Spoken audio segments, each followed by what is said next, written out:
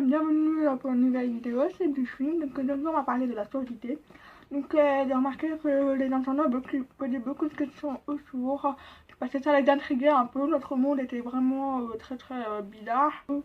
Je vais faire une vidéo là-dessus, là je vais vous répondre, donner des informations sur nous, expliquer comment ça fonctionne le monde des sourds, et ensuite je vais vous montrer des cas qui facilitent un peu notre vie. Voilà, donc déjà on va commencer avec la première question que j'ai le plus entendue dans ma vie.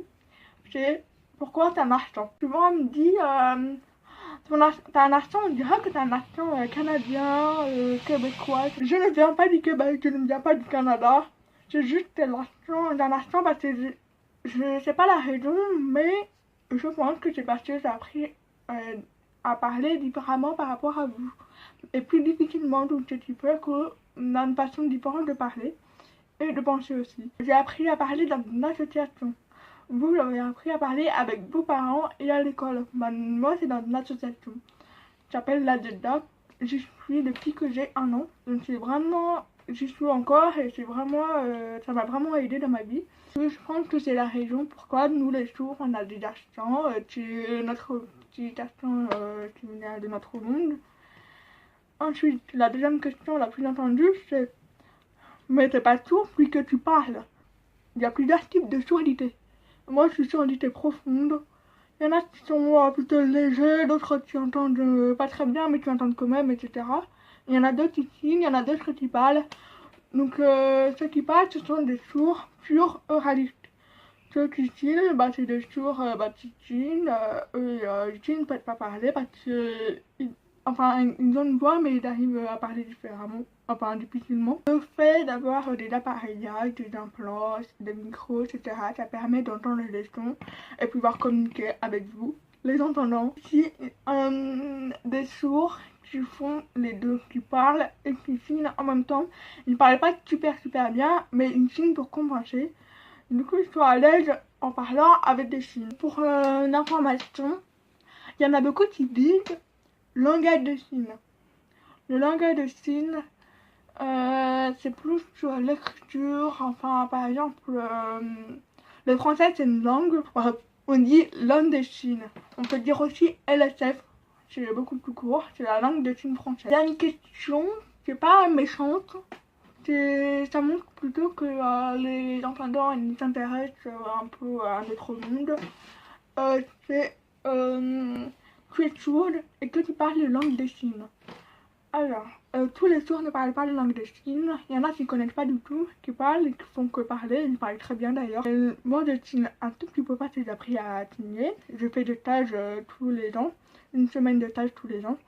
Je parle un peu le langage des signes, mais je suis pas très à l'aise. C'est pour ça que je parle.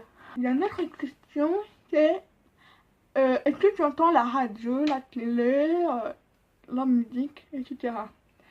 Alors, j'entends les sons, j'entends les vibrations, j'entends un peu, mais je comprends actuellement rien. La musique, j'écoute de la musique, c'est vraiment très agréable. Par contre, si je connais pas la musique, je comprends pas les paroles, du coup je suis obligée de voir les paroles et de mémoriser un peu pour comprendre la musique et enfin de se repérer. Donc ça veut dire que j'arrive à me repérer grâce aux vibrations, aux mouvements, au rythme, etc. Du coup, oui, j'écoute de la musique. La radio, je l'écoute pas parce qu'il n'y a pas de sous-titres sur la radio et ça m'intéresse pas. La télé, je la regarde, mais j'ai besoin des sous-titres. Je regarde la télé, j'écoute de la musique. La radio, pas du tout. Mais je peux entendre des objets électroniques, mais je ne comprends rien. Les sourds, ils ont comme un sixième sens, c'est les vibrations, donc ils ressentent très bien les vibrations, ça concentre sur l'audition. Du coup, si vous mettez par exemple une musique très fort, on ressent la musique à l'intérieur de nous. Il y en a qui aiment bien ça parce que ça fait vivre la musique à l'intérieur, et moi je déteste parce que c'est vraiment pas agréable. Être sourd, c'est pas vraiment un enfer. Voilà, je vais vous montrer des cas qui sont vraiment très chouette. Donc déjà, premier cas, c'est on peut dépasser dans n'importe quel queue. On a une carte orange handicapée qui permet de dépasser n'importe quel cul. Dans l'autre cas, qui est lors les examens, les bacs, les brevets, etc., on a le droit d'obtenir un tiers-temps. Donc c'est-à-dire qu'on a du temps supplémentaire par rapport aux entendants. Et c'est la loi qui l'oblige et c'est vraiment super.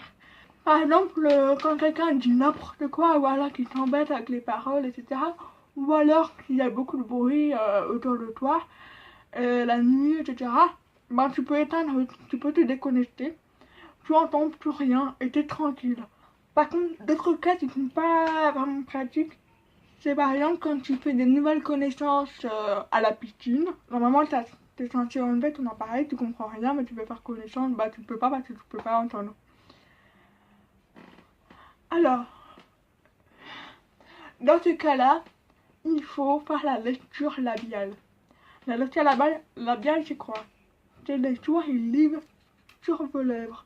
Mais c'est pour ça qu'il faut bien se placer devant eux, articuler, ne pas crier parce que tu articules beaucoup moins et les sourds vont vraiment pas comprendre, donc ça sert à rien de crier, s'il vous plaît. Il faut éviter de cacher votre bouche vu qu'on a besoin de lecture labiale pour vous comprendre. Donc c'est-à-dire qu'on comprend beaucoup moins les gens avec des grosses moustaches. Ce qui est bien aussi, c'est que les sourds qui ont des frères et sœurs, ils peuvent s'en servir pour faire interprète. Elle m'a toujours fait l'interprète. Toute ma petite life. sœur. Merci Lily. Merci de m'avoir suivi. J'espère avoir pu répondre à vos questions. Vous pouvez en poser dans les commentaires, je répondrai. Au revoir, bonne journée, bonne soirée ou bon appétit.